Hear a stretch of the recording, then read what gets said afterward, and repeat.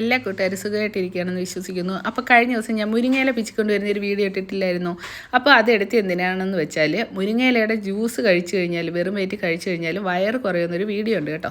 അപ്പോൾ ഒരു പിടി മുരിങ്ങയില എടുത്തിട്ട് വൃത്തിയായിട്ട് കഴുകി നമ്മൾ മിക്സിയിലിട്ട് അരച്ച്, ഒരു ഗ്ലാസ്സാണ് എടുത്തേക്കുന്നത് കേട്ടോ. അപ്പോൾ ഒരു ഗ്ലാസ് വെള്ളത്തിൽ ഇത് നന്നായിട്ട് അരച്ചിട്ട് നമ്മളിങ്ങനെ അരിച്ചെടുക്കണം. അതിനുശേഷം എടുത്തേക്കുന്നത് ഒരു മുറി നാരങ്ങയാണ് കേട്ടോ. ഒരു മുറി നാരങ്ങയുടെ നീര് കുരുവൊന്നും ഇല്ലാതെ അരിച്ചെടുക്കുക.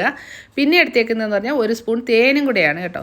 അപ്പോൾ ഈ 3 സാധനങ്ങളും, തേനും നാരങ്ങ നീരും മുരിങ്ങയിലയും, നമുക്ക് ദോഷമൊന്നും ചെയ്യുന്നതല്ല.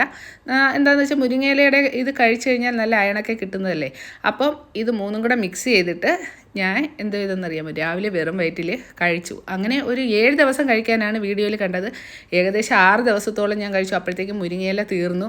പിന്നെ വേണമെങ്കിൽ ഇനി വീണ്ടും പോയി എടുക്കണമായിരുന്നു. പിന്നെ അതിന് മെനക്കെട്ടില്ല. അപ്പോൾ എന്തായാലും ഞാനിത് കഴിച്ചിട്ട് വയറ് കുറഞ്ഞോ എന്ന് ചോദിച്ചാൽ എനിക്ക് വലുതായിട്ട് കുറഞ്ഞതായിട്ട് ഫീൽ ചെയ്തില്ല.